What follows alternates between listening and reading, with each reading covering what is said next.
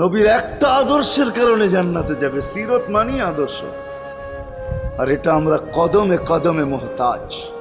কেননা এই ছোট জীবনটা যদি গ্রহণযোগ্যতা পর্যন্ত পৌঁছাইতে হয় আল্লাহর কাছে, চাই নারী হই, চাই যুবক হই, চাই বৃদ্ধ হই, যেই মানুষই হই না কেন, যেখানেরই হই না কেন, যেই বাসারই হই না কেন, যেই বর্ণেরই হই না কেন, যেই পেশারই হই না কেন, যেই সোসাইটিরই হই না কেন, এই জীবনটাকে যদি গ্রহণযোগ্যতা পর্যন্ত পৌঁছাইতে হয় কার কাছে? দুনিয়াওয়ালাদের কাছে না, মালিকের কাছে, যিনি এক ফোঁটা পানির থেকে অস্তিত্ব দিছেন, যার কাছে আবার আমাদেরকে ফিরা যেতে হবে।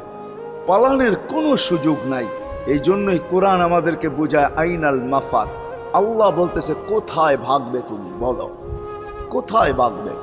কবির কথাই সত্য, যদিও নাকি পালাও তুমি আকাশেতে লাগিয়ে সিঁড়ি, সিঁড়ি লাগাও যদি